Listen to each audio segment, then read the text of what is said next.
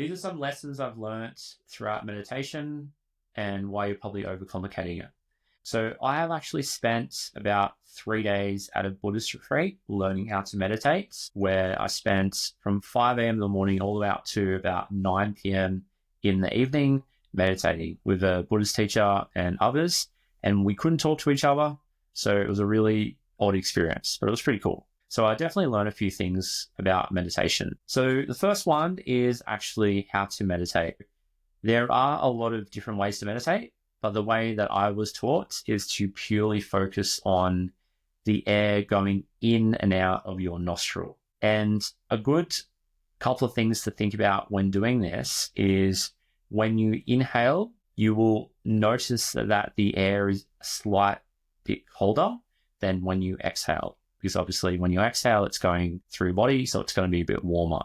So that's one sensation that you can think about when you're focusing just on the inhale and exhale from your nostrils. So you're not breathing through your mouth, you're not focusing on anything else, you're purely focusing on the feeling of the air going in and out of your nose. And it's okay to do it like stronger inhales and exhales throughout the time when you're first starting to notice it more. But ideally, you want to get to the point where you can barely feel it.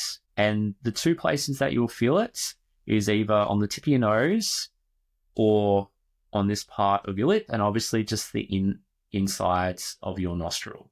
So that is how you meditate. Well, that's how I got taught to meditate. Now, there are some common struggles with meditation. So the first one is just not being able to sit there, not, feeling irritated, feeling like a body part's itchy. So when that is happening, that is your mind saying, I don't want you to do this. That is your mind trying to distract you. So one thing that I was taught is you've got to control your mind. You've got to show that you are the boss of your mind, because your mind doesn't really want you to meditate. You yourself wants to meditate, but your mind likes to run these usual patterns and doesn't like you to become more self-aware. So it will make you feel itchy or make you feel annoyed or make you feel irritable. And then you'll be like, why am I doing this? Okay.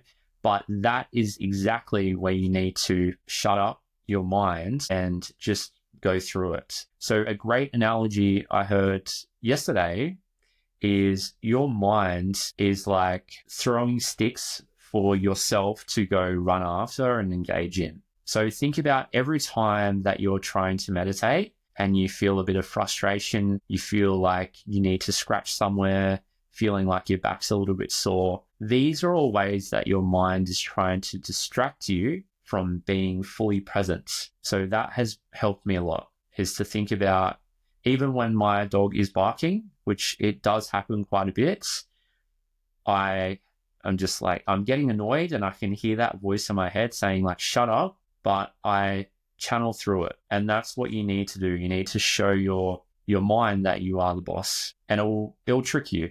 It will trick you. And a lot of the time it will say, this is pointless, this is not working. But trust me, start doing it more frequently and you'll notice a big difference. Now, a couple of other things that people can struggle with is, one thing that I've struggled with is meditating to try and reach an enlightenment state or try to raise your consciousness. This is probably the biggest trap to fall into, because the whole reason you meditate is actually just to see things as they are. So to be fully present. I remember asking the Buddhist teacher, I said, what is it like to be enlightened, or, to be at a higher consciousness level? And he said, you just see things as they are. So a lot of the time we are all seeing things through our own beliefs, our limitations. So we are usually perceiving the world differently to what it actually is. And through the practice of meditation, you start to become more aware of your thoughts, of your patterns, of your beliefs, of the stories that your mind is telling you, that you have either learnt, you have either taught your brain over time, and it's stuck in these patterns. So I feel like that's one of the biggest things, is to just be mindful of those thoughts and realize that you're not them. And that goes to the third point. So A couple of good ways that you know that you're meditating is one, when you start to lose sensation in your hands. So I personally like to hold my hands like this when I meditate, and I'll have my legs crossed and I'll sit up. And I notice when I'm getting deeper into meditation, I'm not feeling my hands. That's one thing. And then when I finish my meditation and my alarm goes off, I notice it's like sort of hard to open my hands. It's like they've been so relaxed. So losing sensation. And then the second one is actually noticing the watcher